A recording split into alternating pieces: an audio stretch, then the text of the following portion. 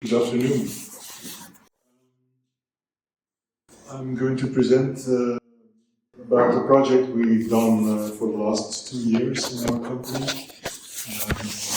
We try to get better use of our solar panels.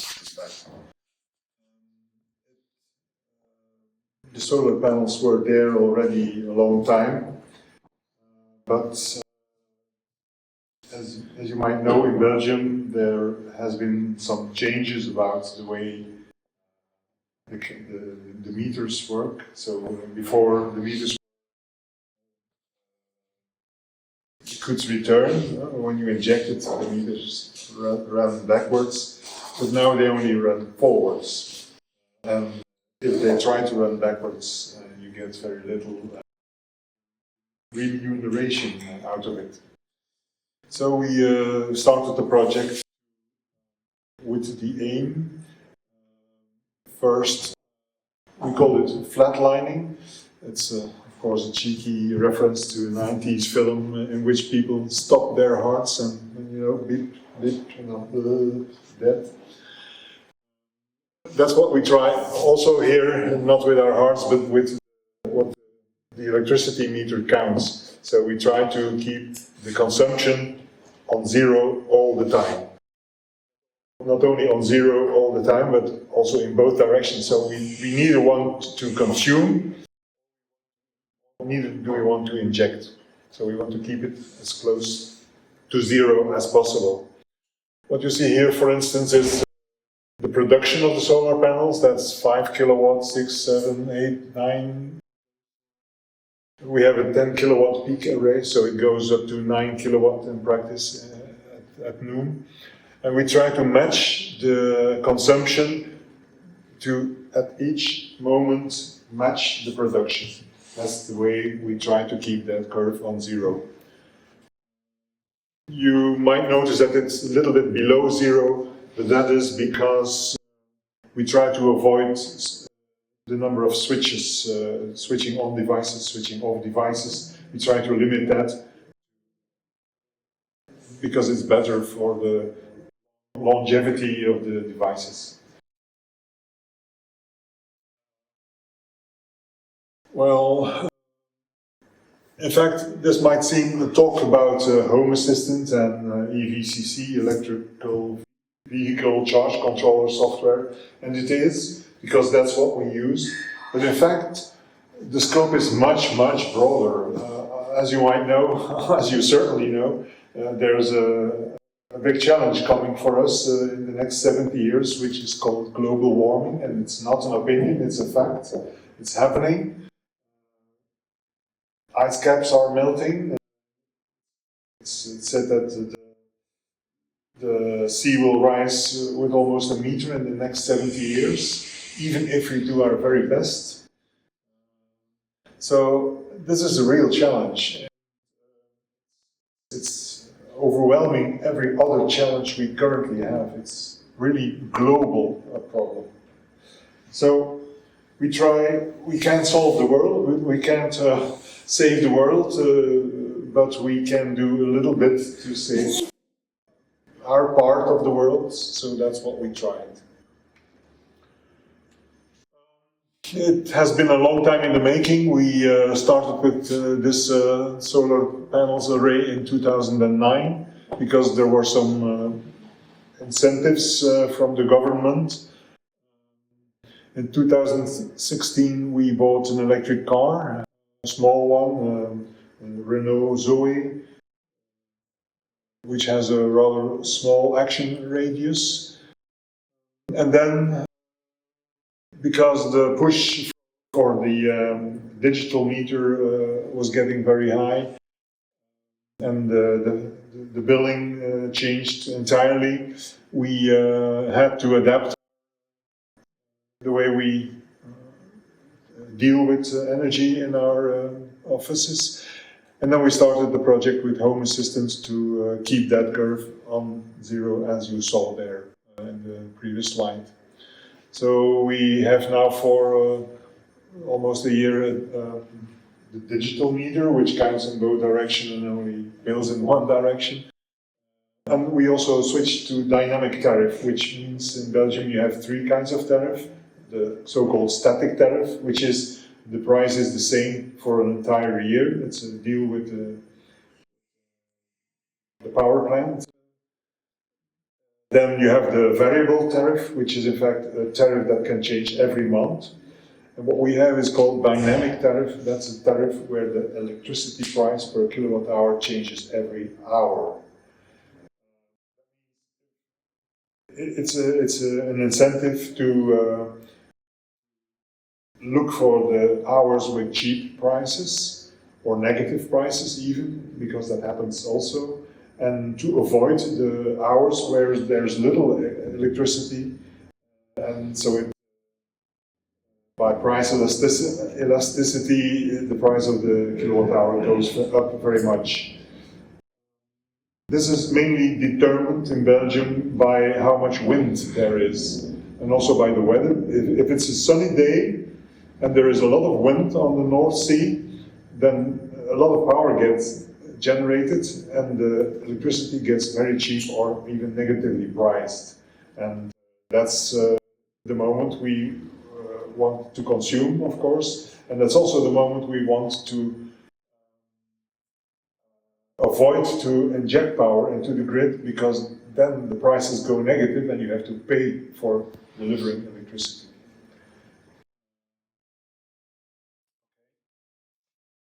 Now, optimizing this kind of stuff, it's more complicated than you would think in the beginning, because there are a lot of constraints that have to be matched to be able to do this, to get this curve on zero as I showed you.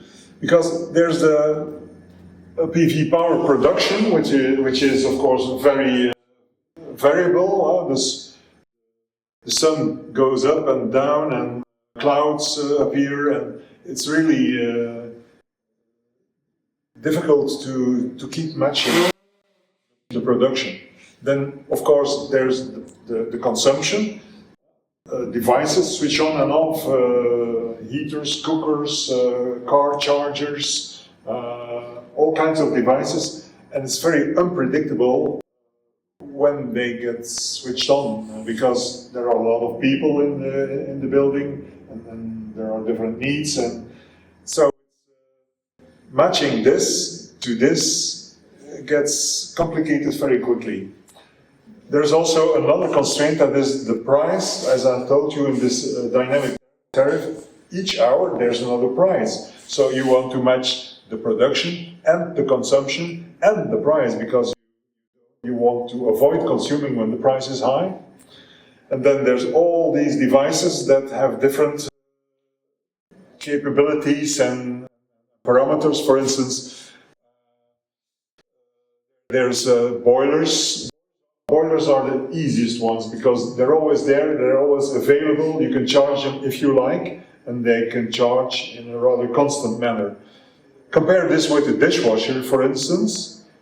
A dishwasher, these home appliances, they work on a cycle. So you choose a program, the 70 degrees Celsius program, and then the pumps start at 70 watt, and then after a few minutes the heater switches on for 2 kilowatts. So this gives a very much variation in how much the device actually consumes, and it's also very difficult to predict because the dishwasher or the washing machine has a lot of different programs, and you don't know beforehand which program will be on. So difficult. Then there's also the range of power. You have very little devices which consume very few watts, and you have devices that consume a lot. And apart from the power, there's also the reservoir, that the amount of energy you can put in the device is very different. Like for instance, in a boiler, our boiler is a 300-liter boiler, and it can store 16 kilowatt hours if you heat it from 0 or from 10 degrees to 60 degrees. That's not very much, and also the boiler is not empty all the time. It's mostly half full. So that's only a few in practice, only 2 to 3 kilowatt hours per day that you can store in it. That's not very much. When the sun starts shining, you have that in less than an hour. So what to do with all the other hours? So you need the storage for more energy. And we've chosen to use our electric vehicles for that. So we haven't yet bought stationary batteries. We tried to do the big storages with the car.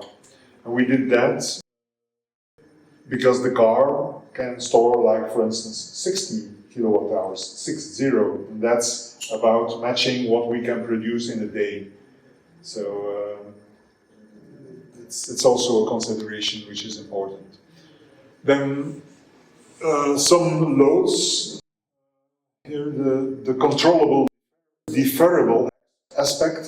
Some loads you can choose when you put them on. The boiler is there. If you have power, you switch the boiler on.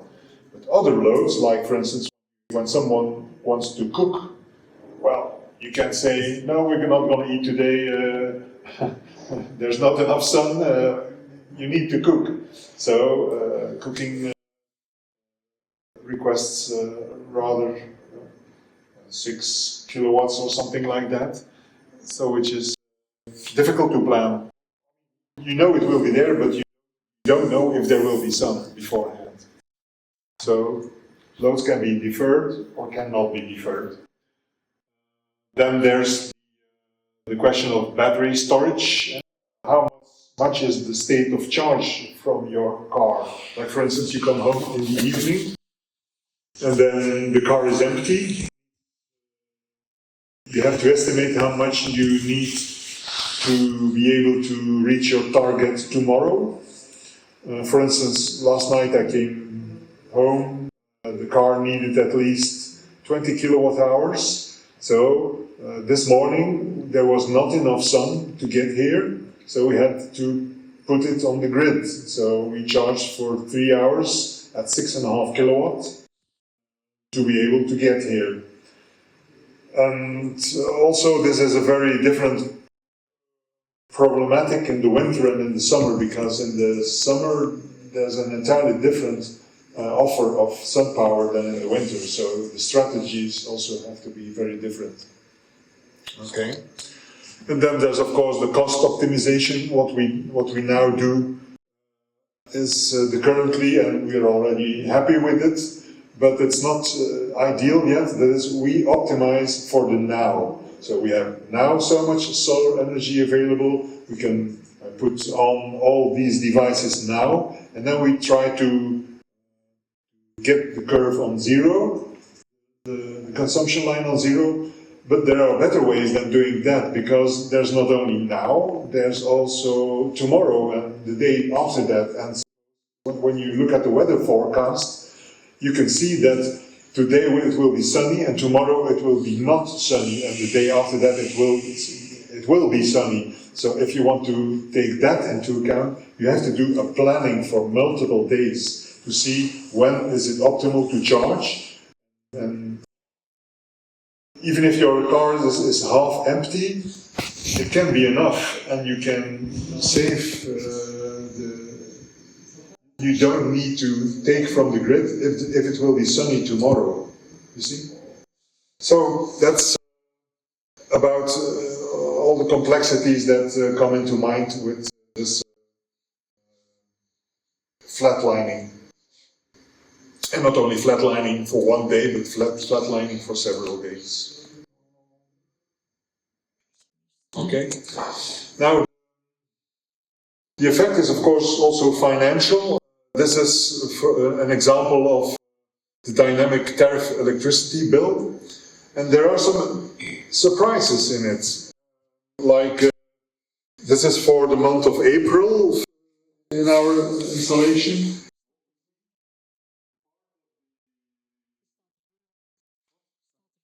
A part of the bill is about electricity sensu stricto, but you pay also a lot for services, and you pay also a lot of taxes, the lowest part.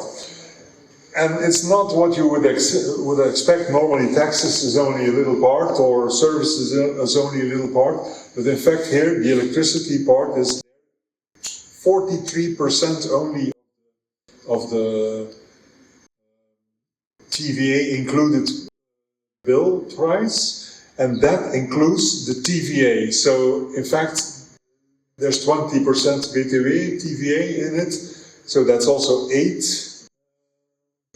In fact,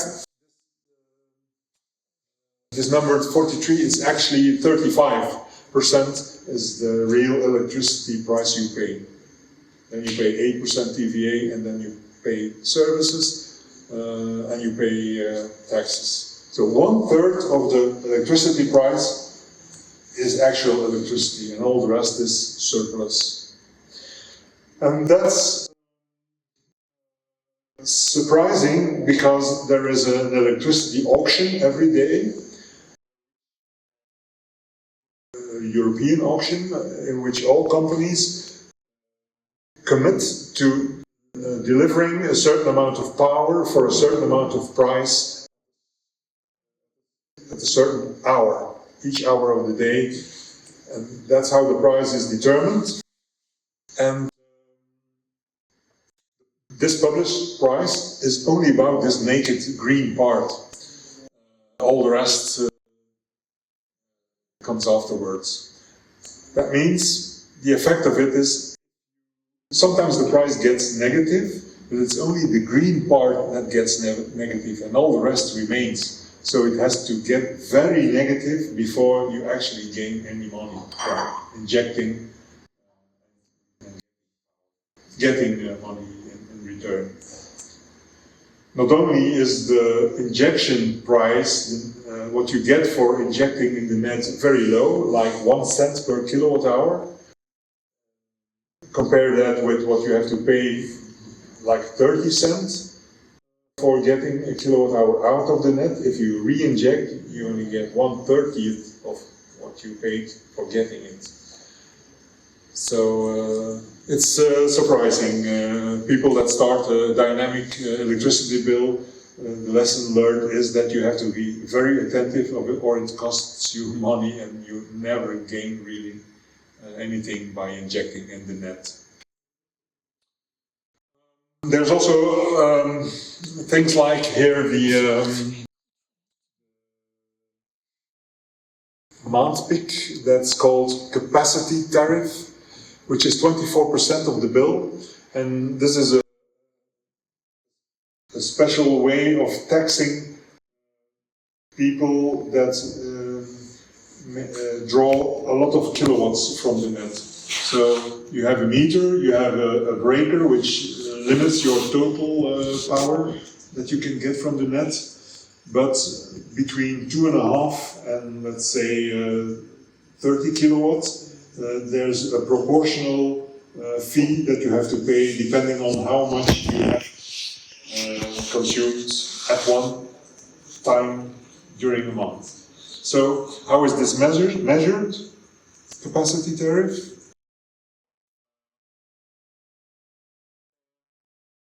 The measurement by the digital meter starts every 15 minutes on the hour, 15 minutes after the hour, 30 minutes after the hour, and 45 minutes after the hour. And then they measure for 15 minutes how much you consume.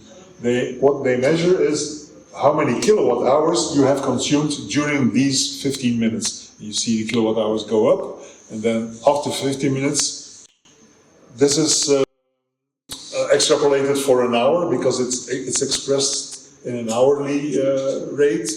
So like, for instance, if you consume 2 kilowatts, then you will get charged for a capacity tariff of 8 kilowatts. And it's enough that you do this for one 15-minute period during a month, and then you will be billed for that one time 4 euros per kilowatt. So if the capacity tariff is 8 kilowatts, that means that you will be charged 8 times 4 euro in your bill of that month, 32 euro. Like in the invoice you saw, that means 24% of the invoice. It means that you have to aim for a certain capacity tariff. Like for instance, if you have an electric vehicle, you will never be able to aim for the 2.5 kilowatt minimum, because then charging your car would take days, and you want it to be ready every day.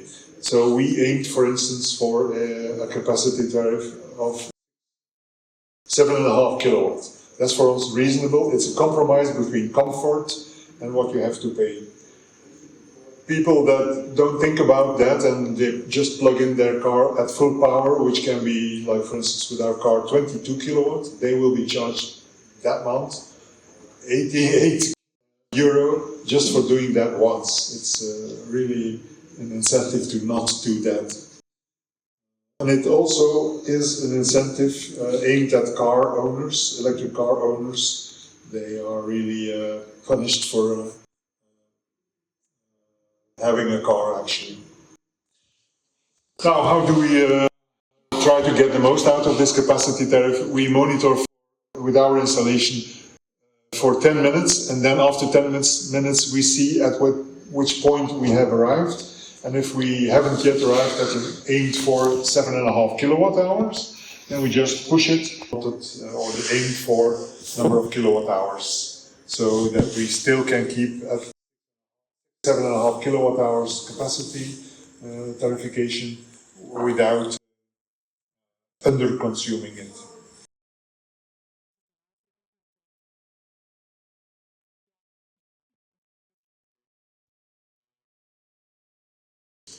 This is a registration of yesterday noon, from 13 hours to 14 hours. And what you see here is that it's not very easy to match this line at zero. So it's not entirely flat yesterday. We couldn't get it because there was too little solar energy.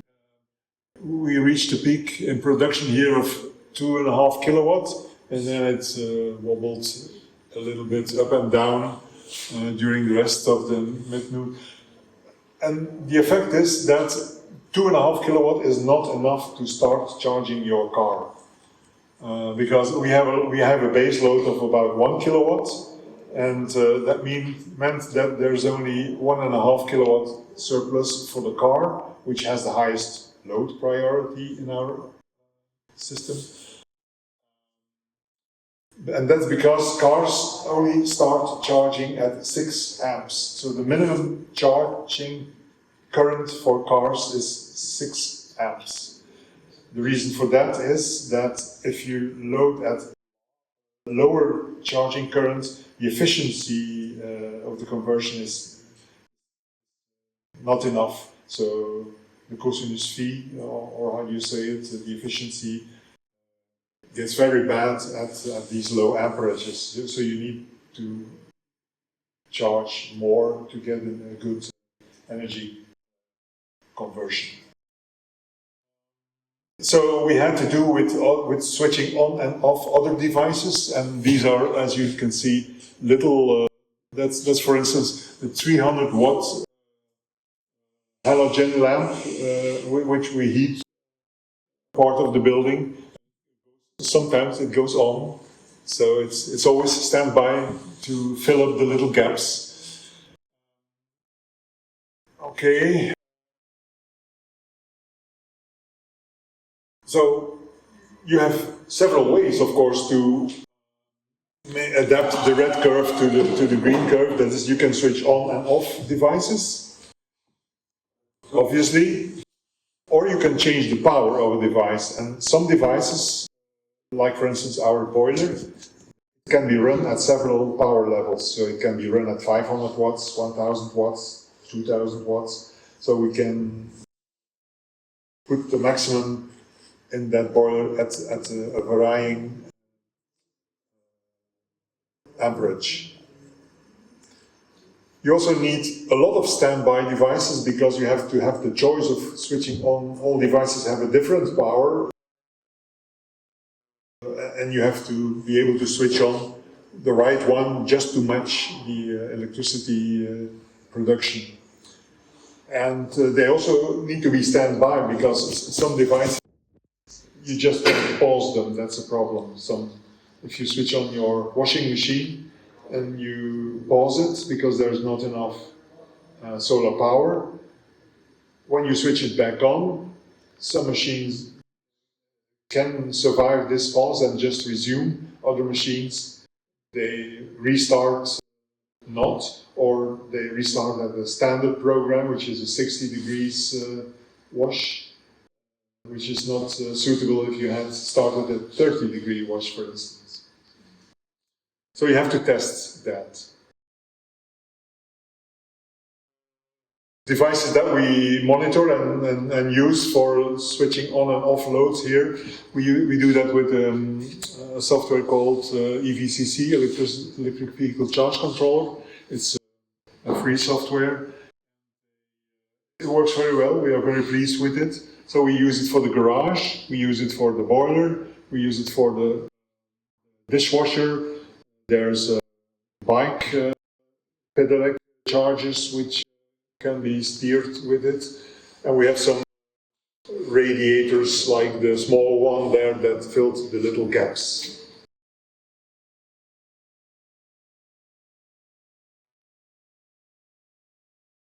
This is what we obtain, like the most of these devices that you saw there, they're always charged at 100% of solar power, so we need very little power out of the grid. We almost always succeed in supplying them with solar power. Only not the dishwasher, because this dishwasher is on standby and we only reach 75% there. For the rest, you can see here that we have two electric cars, one small one and one larger one. You see that more than half of the electricity we produce is consumed by the cars. So this is a big success for us, that we were able to avoid like 5,000 liters of diesel fuel per year, substituting it with electricity, which lowers our carbon footprint, of course. Some other devices that you can use, cooking, washing machine, water cooker, cooking with the challenges that you have to do it by hand. Sometimes you can shift your cooking a little bit when there's sun, if you're very motivated. You can vacuum clean. But of course it needs to be devices that consume sufficient power. It has no sense to switch on your watch to consume power, or charging your phone, maybe, but what we do, for instance, is we boost the deep freeze sometimes. At times, like a deep freeze goes at -20, and when we have really too much power available and we can't match it, then we switch on the boost on the deep freeze and it goes to -30, which is a buffer, an energy buffer, because the night after that it just mounts again to -20 from -30. That's a program every deep freezer has to be able to deep freeze. When you put 10 kilograms of water in it and you want to deep freeze it, it has to run a special program which does not stop the compressor. So that's what we use. Special challenges is like, for instance, car charging is more challenging than it seems, because what I'm told, the efficiency, when you charge at one phase power AC, then you have to have at least 1.4 kilowatt available. When you want to charge at 3 phases, because then you get more power in the car, you have to be able to supply at least 3.4 kilowatts.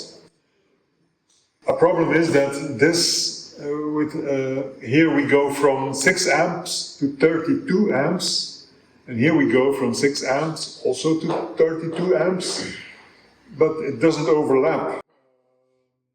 The powerage, here we can only go to 7 kilowatt, and here it only starts at 3, so there's a little bit overlap. but the switch has to be made manually, because you can't just switch your car from starting charging in one phase and then switching over to 3 phases. The car needs a 1 minute break between that to be able to adapt. So you have to unplug it, switch the other 2 phases on, replug it, and then the car starts in charging in 3 phases. And we have searched for devices that can do that switch over automatically, but they are difficult to find. And we do it by hand. And also, this one-phase charging, where we mainly remain, is much more adaptive. The fluctuations in power are smaller, because we can change the wall box with the current from the wall box. We can change it by 100 milliamps, 0.1 amp, and that's of course less in one phase than in 3 phases. That's my my playing. In the morning we want to make tea, but in the morning we don't have the 2.5 kilowatt for the water cooker available yet. So I searched for a water cooker that can do with 500 watts. It takes a bit longer, but we can warm the water with 100% sun power. If you do it with a 2.5 kilowatt heater, then you just draw from the grid. And there's also the gradually changing of the water boiler. For that, we made a contraption. We have the HomeAssistant software steering an ESP32 plugin, which this device receives via Wi-Fi, of course, how much power there is available. Then this one steers the little relays directly, and the little relays switch on and off the large relays. And then there's a feedback circuit with current clamps to measure what it really does. What we do with it is the boiler has 3 resistors, each 50 ohm, 1 kilowatt, and we switch these 3 resistors in different arrangements, like 3 in series gives us 500 watts, 3 in parallel gives us 3000 watts. So we make all kinds of series, parallel combinations to make the power go up from 500 to 1000 and up, just to match the production of solar power. It had some gotchas in the making, like for instance, one of the things is that the relays, even the big ones, always broke down. They, after a week, kaput. And it appeared to be a post-mortem analysis. We opened one and we studied it, and it appeared to be so that the relays are, I don't know the word in English, it's a whistle relay, so one contact can be made with one or another pole. And when you drive that, it happens to be so that the contact with one pole is established before the contact with the other pole is lost. So it's make before break. And it's apparently very difficult to find relays that guarantee you that they make contact just after breaking, that they first break the contact and then make the next contact. So the conclusion was that with the standard types of relays, they are only aimed for one phase usage, and we had to constrain ourselves to working with one phase, which still can be several series parallel switchings, but not by using several phases mixed. Another thing is, if you put this besides the boiler, which is in a sleeping room somewhere, if a person is sleeping there, he gets woken up in the morning by all these ticking relays when the sun starts. the power adapts off 500 watts, 1000 watts, and it's always a click of 2 or 3 relays. It makes a lot of noise. We have to switch these traditional relays with solid-state relays to avoid that noise. But it works fine, and it's a good way to vary. Something I can tell you about, the obvious way most people think of how to vary power is by pulse width modulation.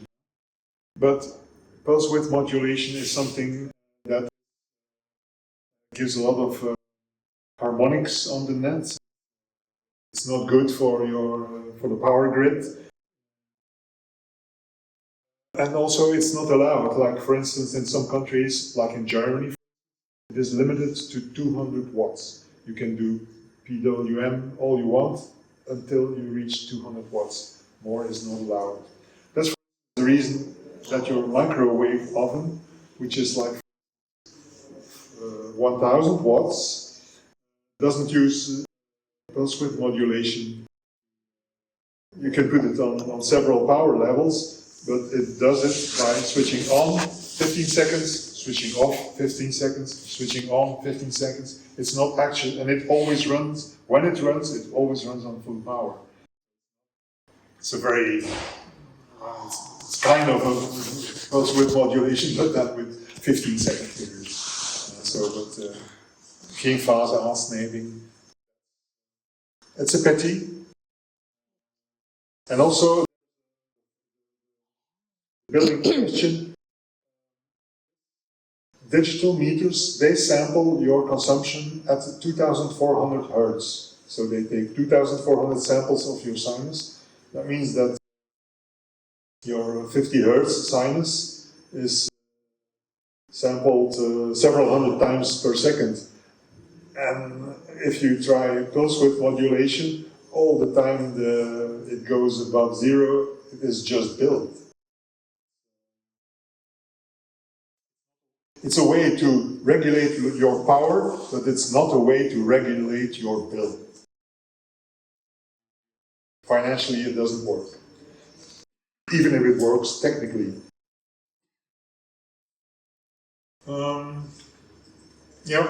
Other challenges, as some of these I have already mentioned. You need a sufficient number of loads to be able to step up from low power to high power. You need also small loads to be able to fine match the little increments in power and decrements in power all the time. You need large power loads, like a car, to be able to absorb the 10 kilowatt surge that comes during the noon. You need a large energy reservoir, like a boiler or a car, for absorbing many kilowatt hours.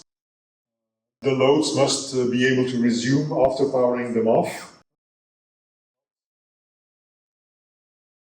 in an expected way.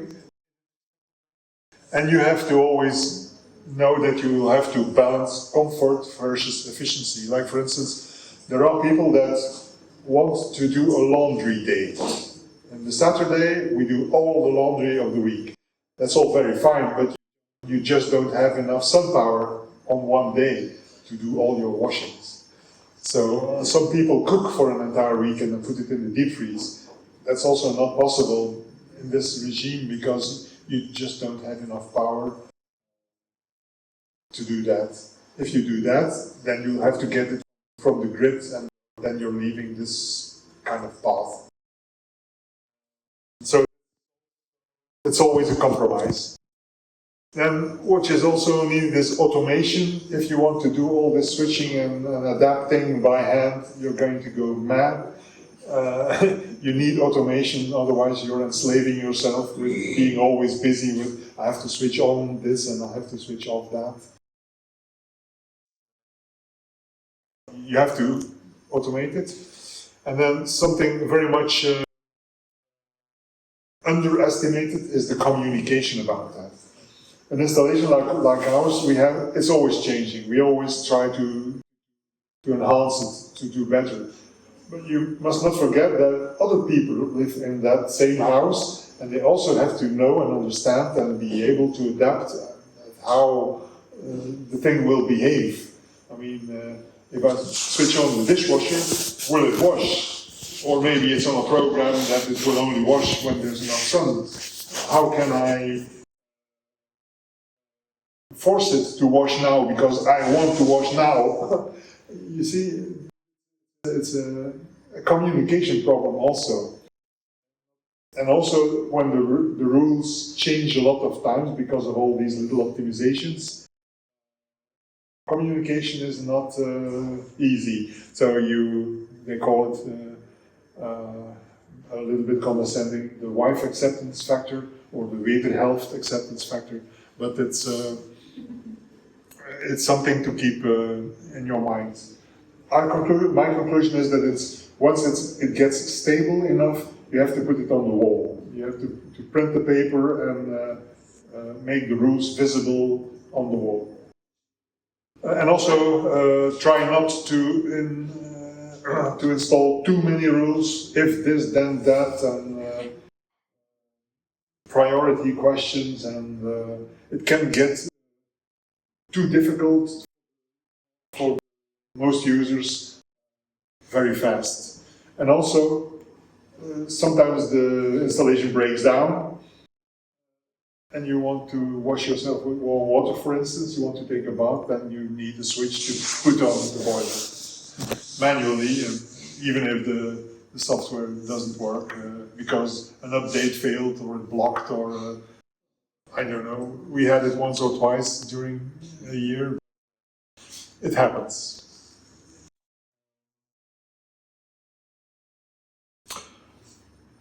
Some future plans we have, like we want to install a heat pump, which also comes with specific challenges. The challenge is the power. A heat pump, we need twice 8 kilowatts for our building, which means that we'll have to add more solar panels, because in the winter we just don't have twice 8 kilowatts available. By the way, the choice of heat pumps is getting very easy nowadays. There's only one gas that is suitable anymore, and that's R290 propane. There's no way anybody else in his right mind is going to install something with another gas. There's one other alternative, which is CO2, but that's only used for very large installation, like for hospitals or hotels, which need a lot of warm water. But for a simple installation, propane is the way to go. So you need more solar panels in the winter, and I mean 3 times as much as we use now. And we also need to add panels in other directions to be able to catch the morning sun and the evening sun. Because now our panels are aimed for the midday peak, and we want to add the evening and the morning. And then we'll have created another problem, that we'll have too much power in the summer. And we need to find a solution to get away with all that power. And for that, we will probably need to add a 50 kilowatt hour home battery and also share it with the neighbors, because otherwise we won't be able to get rid of all that energy during the summer. So it's difficult to plan strategies for summer in between season and the winter. You need entirely different strategies. So that's also sometimes underestimated. And you also need to program for several days, and not only for the now. There's software that exists for that. Sorry, I forgot. We are aiming to use software, a plugin for HomeAssistant, which is called MHAS, which is using the simplex method to find the optimum euro consumption for several days. So fossil fuels must go, and we'll have to do an effort to make that happen. Some compromises will need to be made, but it's not that difficult. We're quite pleased with what we did, and it works fine.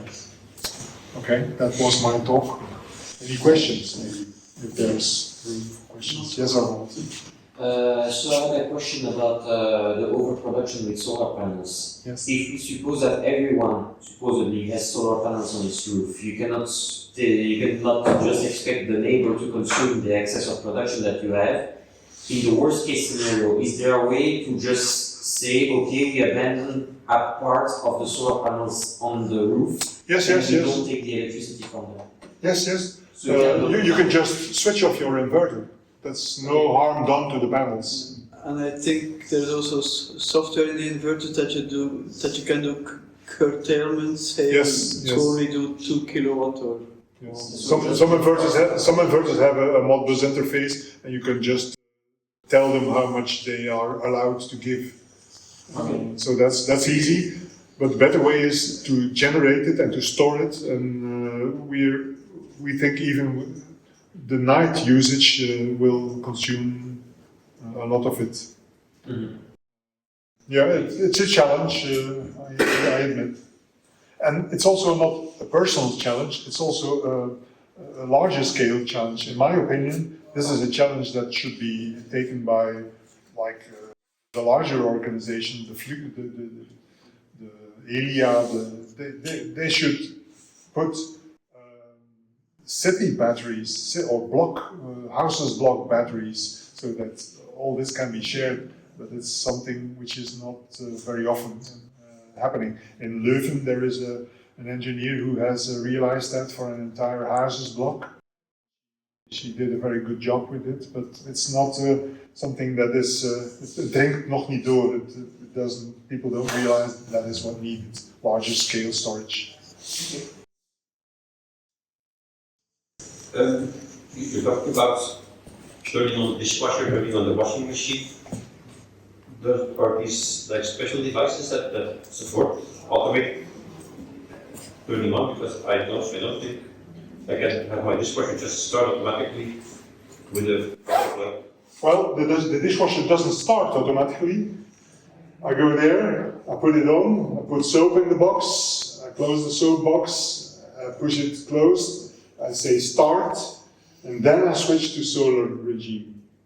So it started, it stops getting power, it goes in pause, and then when there's power, it gets power, and then it resumes. So then it must have a way to stop, to know when it has to stop. It stops. Because I think if I got the power of my dishwasher, it just resets. Well, it depends on your device. You have to test if your device supports this kind of behavior. Okay. And you have to test if your device, and then the next time you buy such a device, buy one that does.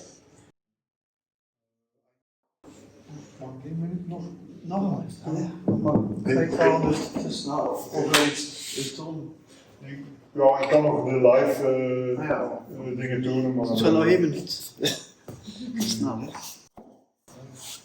Well, anyway, no, it doesn't add value. Okay. I can show the behavior live, yes. You've seen it on the slides. So you will be available at the bar, I guess. Indeed.